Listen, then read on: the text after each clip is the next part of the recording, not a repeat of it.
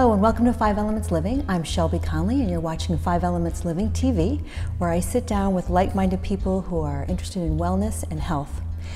Today, and thank you again for joining, for those of you who are new, you can sign up for our regular emails at 5elementsliving.com. Today I'm sitting down with a good friend of mine who's I've known for quite a while. Her name is Ginger Storey Welch. She used to work at Colton Pierpont Central School, but her passion is meditation and mindfulness. So welcome, Ginger. Thank you. Thank you. Good to be here. So I know that well, how many years did you teach? 37. 37 years, and you took great care of my kids and taught them more than just lessons. It really was about their being, and that's what I deeply appreciated at the time, you being their teacher. So how long have you been meditating? About 20 years. So a long time before it became popular and cool. Yeah. So what got you interested? Well, I think I would begin to respond to that by mentioning something interesting about the lotus flower. The lotus flower is a symbol of enlightenment. And one of the reasons that it is because of how it begins as a seed down in the muck and mud. And it has to germinate in the mud. No mud, no lotus flower. Simple as that. And so for most of us, our journeys towards the light begins in some kind of mud. It's so true. It's certainly true for my life. And so for me, it was a little over 20 years ago, and I was going through an extremely stressful point in my life.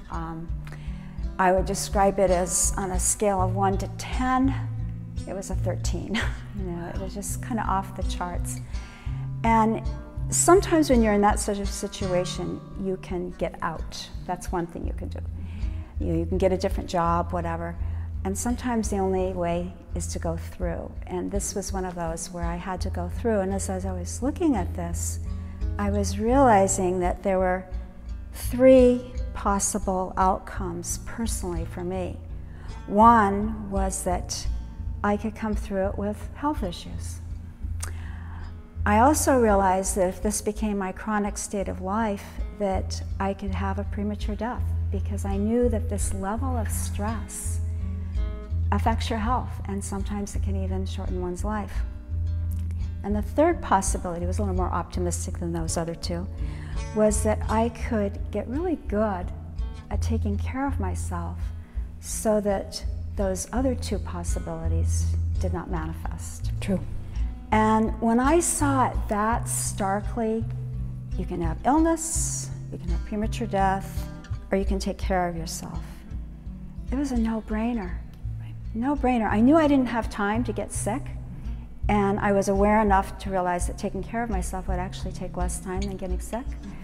And Shelby, it was like a wind came through my life, and all of those years of thinking and planning and talking about taking better care of myself, all of those reasons and excuses for why I couldn't do it as well as I really should just got swept away.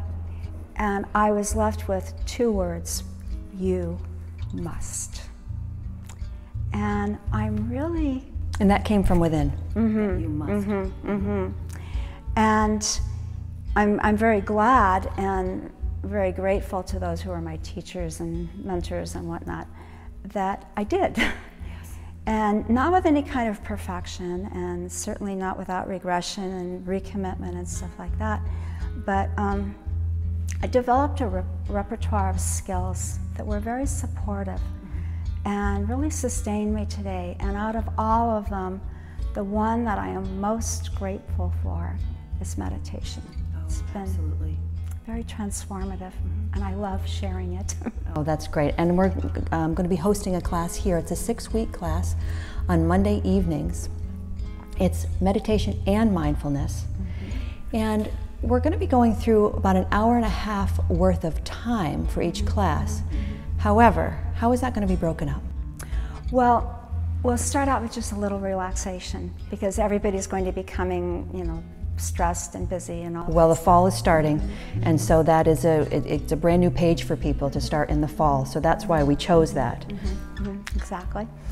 And I want to allow people time to share once we get into the class, not so much the first class, you know, when we're just going over the mechanics of how to meditate. But in ensuing classes, I would really encourage people to share, you know, things that they're running up against and realizing and things like that, because that helps one another. And then I really want to share some of these skills for, you know, just coping skills for the ups and downs of life. Yes, because it isn't just about the class. These are teachings they can walk away with. Absolutely. And also things that you can use anywhere. Anywhere. So you don't need a quiet room with a chair, then you have to sit upright by yourself. It's tools they can have in the moment. Things that you could do in the middle of a job interview. Wow.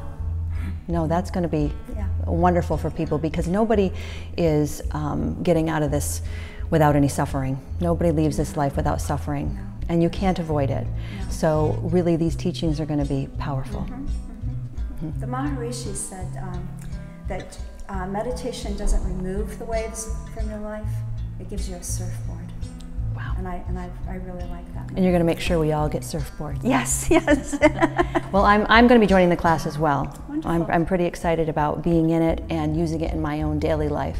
And I know my patients and even friends and colleagues are going to really appreciate this class as well. So thank you very much. Thank you. And for more information, 5elementsliving.com, it's going to be on the events page. And then what we'll do too is if you have any questions, you can call me, and then I'll give you Ginger's information if there's something more concrete that you really need answered, and we can go from there. So thank you. Thank you.